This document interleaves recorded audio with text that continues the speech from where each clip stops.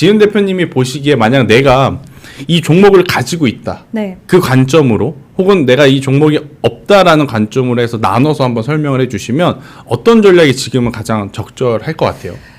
다 비슷하다고 지금 말씀을 해주셨는데 8월 달에 저점 부근을 지금 거의 다 찍을랑 말랑 아니면 그렇죠. 이탈을 조금 살짝 했거나 아니면 그 부분까지의 가격이 많이 내려와 있는데 이 상태에서는 지금 내가 만약에 보유한 투자자다라고 했을 때는 지금 한미반도체를 기준으로 말씀을 드리면 이제 딱 거의 이 가격대에 왔는데 의미 있는 가격대에 저는 왔다라고 생각을 하고 있거든요.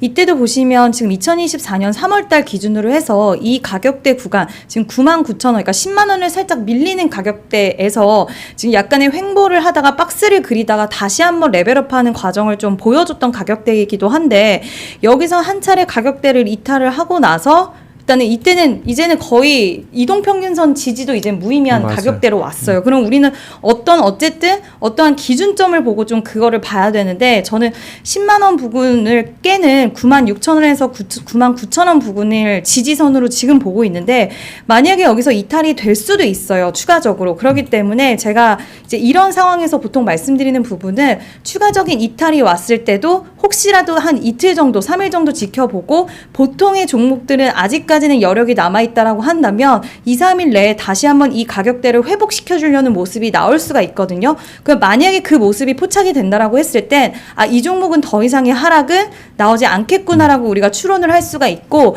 그때가 저는 타이밍으로 1차적으로 볼 수 있다라고 생각이 들고요. 나는 좀 더 명확하게 그 부분에 있어서 짚고 넘어가는 게 좋은 투자자다 하시는 분들은 저는 뭐 이동평균선 단기 이동평균선 돌파해주는 흐름이 나왔을 때가 추가 매수를 할 수 있는 기회라고 또 볼 수 있다. 그러니까 1차적으로 내가 이 한미반도체라는 기업에 믿음이 있고 이 기업이 어떤 일을 하는지 명확하게 알고 있고 이 기업을 난 실적 때문에 샀다 아니면 기술력 때문에 샀다 어떠한 명확한 기준이 있으신 분이라고 한다면 저는 지지하는 구간 이 10만 원을 지지하는 구간대에서 한 2, 3일 기준으로 추세가 좀 변화가 된다라고 하면 비중 확대 하실 수 있다라고 보고요.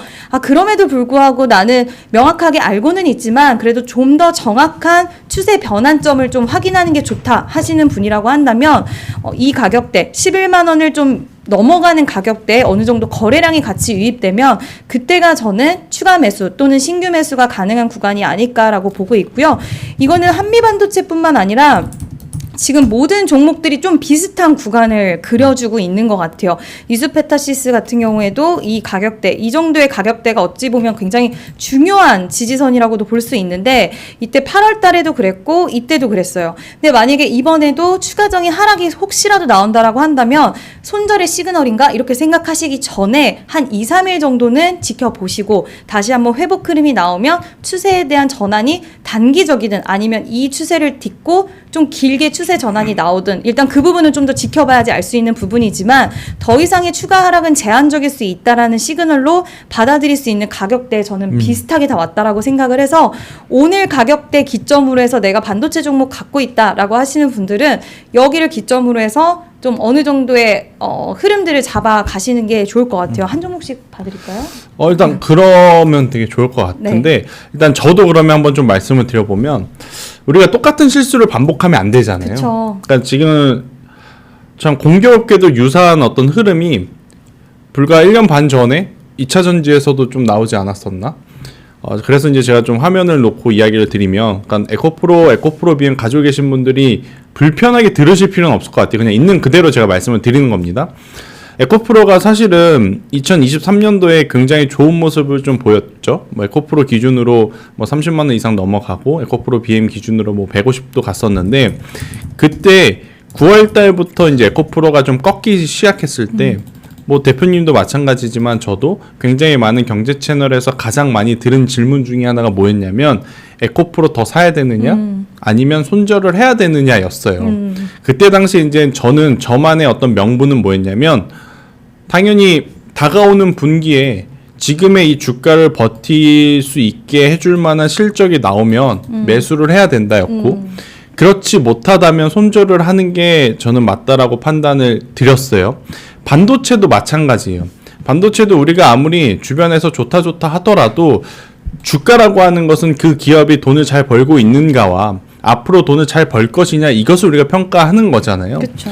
저는 그래서 다가오는 3분기 실적 기준이 가장 중요한 것 같아요. 그러니까 만약 3분기 실적표를 딱 깠는데 정말로 숫자가 안 찍히면 손절을 해야 되는 거죠. 그쵸. 아무리 좋은 기업이었다 할지라도 손절은 필요하다라고 저는 생각을 하는 거고, 근데 만약 3분기 실적 성적표를 받았는데 우려했던 것보다 숫자가 괜찮으면 그때는 오히려 지금의 조정이 메리트로 다가올 수밖에 없는 그러한 상황이라, 저는 어떻게 보면 다다음 주에 우리 추석이 있잖아요. 추석이 월화수니까 현금이 필요하신 분들은 다음 주 수요일날 아마 매도를 하셔야 될 그쵸. 거예요. 그러면 또 우리에게 고비는 뭐 이번 주도 고비겠지만 다음 주 수요일날 한 번 더 수급적으로 이슈가 좀 발생이 될 것 같아서 그 구간에 너무 무리하게 좀 추가 매수할 필요는 없지 않겠는가. 차라리 연휴를 갔다 와서 객관적으로 시장을 바라보고 판단을 하거나, 아니면 반도체 IT 기존의 종목을 갖고 있다면 그 종목의 3분기 실적 숫자가 저는 굉장히 중요한 트리거가 될 것 같다, 이렇게 좀 설명을 드릴 수밖에 없을 것 같아요. 그쵸. 그러니까 에코프로 좋은 기업이었고 그때 당시에 정말 평가가 우수했었고, 하지만 주가가 오르지 못했던 건 이들이 만들어낸 주가, 그러니까 이들이 만들어낸 호가가 곧 시가총액, 그 기업의 어떤 규모를 말하잖아요. 이 기업 규모 대비 성과가 나오지 않으니까 돈이 계속 들어가지 못했던 거잖아요. 반도체도 마찬가지인 것 같아요. 아무리 좋다 하지만 실제로 성적표가 잘 나오지 않으면 그때는 저는 대응을 해야 되지 않을까, 저는 그렇게 생각이 들어서, 일단 지금은 종목을 저는 추려 놓는 게 첫 번째. 그래도 1분기, 2분기, 그러니까 지난 4분기부터 올해 1분기, 2분기 실적의 개선세의 추세가 뚜렷하게 나온 종목을 추려 놓는 게 저는 첫 번째라고 생각을 하고, 두 번째로는 그 기업들을 앞서 대표님께서 말씀 주신 대로 기술적으로 담아내는 것을 고려하시든지, 아니면 저는 3분기 실적까지 좀 지켜봐야 되지 않을까라는 생각이 드는데, 대표님은 또 어떻게 보세요? 어떤 종목군들이 또 괜찮은지. 반도체 말고요. 반도체 안에서도. 아, 반도체 안에서 저는 반도체 안에서는 이왕이면 방금 말씀해 주신 것처럼 아마 반등이 나온다라고 한다면, 지금 최근 들어서 또 하락이 나올 때도 가장 우리가 주목해 볼 만한 종목들 위주, 그리고 대장주로 불렸던 종목들 위주로의 하락폭이 크기도 컸어요. 그렇지만 반등할 때도 결국에는 이러한 종목군들이 가장 크게 먼저 반등할 거라고 보고 있어서, 이제 한미 반도체, 그리고 뭐 테크잉, 이수페타시스 이런 종목군들 위주로 보고 있는데, 최근 들어서 추세가 너무 좋지도 않고, 그리고 저도 반도체 항상 생각을 하는 게 좀 우리가 가장 낮은 가격에, 가장 저렴한 가격에 모든 종목이든 매수를 하면은 좋겠지만, 일단은 내가 이 종목에 대해서 정말 시간이 좀 오래 걸리든, 그리고 이 기업에 대해서 내가 어떠한 진짜 확실한, 물론 종목과 사랑에 빠지면 안 되지만 명확한 기준점, 나만의 기준점을 이제 이 기업이 부합했을 때가 아니라고 한다면, 아, 나는 그래도 좀 긴가민가 하지만 많이 빠졌다라는 이유로 사시는 거는 좀 위험하실 수 있다. 왜냐면 그 시간 동안이 굉장히 고통스러울 수 있어요. 내가 괜히 이 기업에 대해서 어떤 기업인지 뭔지 모르지만 반도체라서 많이 빠져서 대장주인데 많이 빠졌다라는 이유로 산다? 그러면은 이 시간 자체가 추가적인 하락이 무조건 안 나온다라고는 할 수 없기 때문에, 이러한 부분들을 좀 생각을 하시면서 매매를 하시는 게 좋을 것 같고요. 만약에 내가 반도체 관련돼서 종목을 좀 추려놓는다 하신다면 저는 대장주 위주로 보는 게 좋다. 한미반도체, 그리고 테크윙이라는 기업도 저는 좀 좋게 보고는 있는데 요즘 좀 안 좋더라고요, 종목이. 그렇죠. 좀 별로 이렇게 기술적으로는 좋지 않지만 테크윙이라는 기업, 그리고 이수페타시스, 이렇게 좀 세 종목 위주로 보고 있는데, 지금 당장 좋은 타이밍이라고 생각하시기보다는 반도체는 어쨌든 지금 좀 투심 자체가 얼어붙어 있는 상황이라서 이러한 부분들이 좀 개선되는 흐름이 나왔을 때 좀 더 적극적으로 좀 매수할 수 있지 않을까라는 의견도 같이 좀 드리고 싶습니다. 일단 저는 또 여기에 추가해서 여러분들에게 좀 오늘 말씀드리고 싶은 건, 참 시장 하락한 날 저녁에는 보기 싫거든요. 다시 그치. HTS, MTS 키기 싫은 거 누구보다 저희가 잘 알지만, 조금 오늘 하루만이라도 혹은 이번 주 주말을 이용해서라도 오늘 종가 기준으로 외국인들의 수급이 그래도 많이 잡힌 반도체주는 저는 따로 정리해 볼 필요는 있을 것 같아요. 제가 공교롭게도 보니까 앞서 대표님께서 이야기한 테크잉 같은 거, 테크잉의 지금 수급을 한번 볼게요. 기관과 외국인도 지금 대차게 물렸습니다. 네, 테크잉. 최근에 테크잉을 외국인들이 계속 강하게 샀거든요. 그리고 29일과 30일 날도 대량 매수가 들어왔고, 근데 어제 오늘 외국인들이 대량 매수 들어왔어요. 그러니까 지금 테크잉의 외국인들의 어떤 매수는 이 하락을 계속 샀다라고 표현을 드릴 수밖에 없는 거죠. 이들도 지금 물렸다. 하지만 이들이 우리보다 더 많은 정보를 많이 알고 그리고 빠르게 아는 입장에서 왜 샀을까라고 거꾸로 생각을 해보면 그만큼 매력은 있다라는 거거든요. 이런 것들을 여러분들이 확실하게 좀 정리를 해 놓으셔야 돼요. 똑같은 반도체주라 그래서 지금 다 같은 반도체주가 아니라 이런 하락세에도 메이저 주체들이 관심을 갖고 매수를 했다는 건 추가적인 손실을 감내하고서라도 사겠다라는 의지잖아요. 지금 대표님께서 이야기하시는 종목을 또 보면 이수페타시스도 공교롭게 월화수 샀습니다. 그러니까 외국인도 물릴 거 알지만 1차, 2차, 3차 매수를 지금 한 거예요. 한 거예요. 그렇기에 여러분들이 만약 가지고 있는 반도체가 있다면 오늘 종가 기준으로 외국인과 기관의 수급이 들어왔는지 여부를 한번 꼭 체크를 하시는 게 필요하고, 그리고 들어왔다면 이제는 연속성인 거죠. 그렇죠. 그게 제일 중요해요. 이번 주에 들어왔다 그래서 내일 만약에 안 들어오고 또 나가버리게 되면 문제가 되잖아요. 그래서 맞아요. 최소 외국인과 기관이 5거래일 혹은 7거래일 정도의 연속성을 보여주는지 여부를 한번 체크를 해보신 다음에 추석 연휴 끝나고 와서 그 종목군들의 흐름이 나쁘지 않다면 저는 비중을 확대해도 괜찮다. 저는 그 생각도 들고, 저도 되게 고민을 많이 했거든요. 그러니까 현실적인 고민을. 예를 들어서 테크잉을 좀 안 좋다고 이야기 드리는 게 아니라 한번 매매 전략을 좀 세워볼게요. 많은 분들이 대다수의 반도체를 이 정도 구간에 사서 가지고 계셨을 것 같아요. 그죠? 저도 이 구간에 사서 지금 물려있는 종목 있거든요. 근데 만약 이 종목군들이 이렇게 빠지면 30% 40% 빠졌지만 손절할 생각은 못 합니다. 그쵸. 왜? 펀더멘탈이 바뀌어진 게 전혀 없거든요. 충분히 3분기에도 실적이 잘 나올 수 있다는 이야기들이 나오고 있으니까 이 손절을 못 해요. 그거 저도 공감을 합니다. 공감을 하는데 이제 문제는 하단에서 추가 매수를 하는 게 맞는 거냐? 아니면 물려 있는 종목 말고 다른 반도체주를 신규 매수를 하는 게 맞는 거냐? 저는 이 고민을 지금 계속했거든요. 네.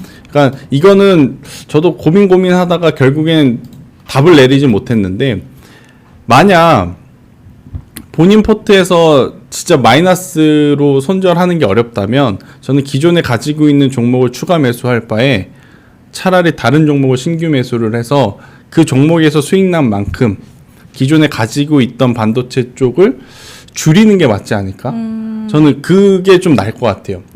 아니면 뭐 이거는 뭐 제가 그동안에 경제창 밴드에서도 이야기를 했고 저희가 주식정원 어플에서도 많이 이야기 드린 것들 중에 하나인데, 계좌를 하나를 더 이제 사용하시는 거죠. 그러니까 추가 매수를 한 기존의 종목 갖고 있는 데서 하는 게 아니라 네. 다른 계좌에서 그러니까 신규 매수를 해서 거기서 수익 난 만큼 기존의 계좌에서 손실금을 덜어내는 게 어떻게 보면 여기서 추가 매수해서 덜어내는 거하고 별 차이는 없지만 실제로 계좌의 실현손익이 플러스를 찍히는 것과 마이너스를 찍히는 거는 다르죠. 정말 다르거든요. 제가 실전 매매를 계속 해보면서 느낀 거지만, 그래서 저도 오늘 같은 날 어떤 이야기가 어떤 전략이 도움이 될까 굉장히 고민을 많이 했는데, 종목에 대한 이야기도 물론 중요하겠죠. 여러분들이 가지고 있는 종목이 더 갈 거냐, 더 사야 되느냐, 손절을 해야 되느냐, 이 부분도 중요한데, 저는 계좌 관리적인 측면에서 현실적으로 이런 방법으로 하고 있는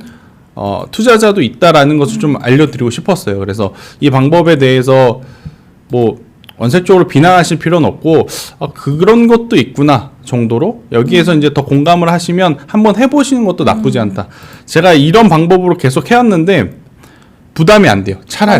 차라리 어차피 여기서 추가 매수를 해서 평단을 낮추는 거나 A 계좌에서 이타점에 가지고 있고 B 계좌에서 이타점에 가지고 있다가 여기서 20%에서 30% 수익 난 만큼 여기서 자르는 거나 그게 그거지만, 지금 당장 손실을 확정 짓는 것과 지금 당장 마이너스가 안 찍히는 것에 투자 심리는 굉장히 달라질 수 있다. 저는 그 이야기를 드리고 싶어서 뭐 핵심적인 부분은 첫 번째 반도체의 반등은 충분히 나올 수는 있지만 그 트리거가 될 만한 이벤트가 없는 상황에서 저는 실적이 중요하다.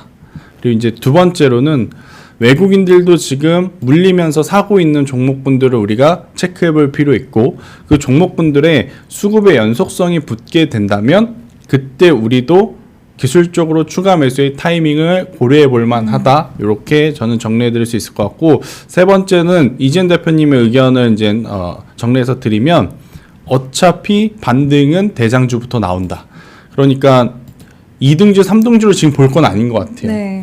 잘 갈 때야 다 대장주를 따라서 움직이는 2등주, 3등주가 많으니까 그게 투자의 어떤 아이디어가 될 수 있는데 한번 안 가기 시작하고 정체되고 이제 반등이 나와야 되면 2등주, 3등주가 우선순위가 될 수 없습니다. 네. 무조건 대장주부터 반등이 나온 다음에 그 다음에 후순위 종목군들이 따라 움직이기 때문에 이것들을 여러분들이 한번 오늘 스스로 정리를 하시면서 고민을 좀 해보셨으면 저는 좋겠다 생각이 들어요. 그래서 많이 힘드시겠지만 이럴 때일수록 미리 좀 준비를 하셔야 돼요. 8월 5일날 블랙먼데이 때는 시장이 한번 살려줬습니다. 솔직하게 말씀드리면 그 다음날 만약 하락이 이어졌다?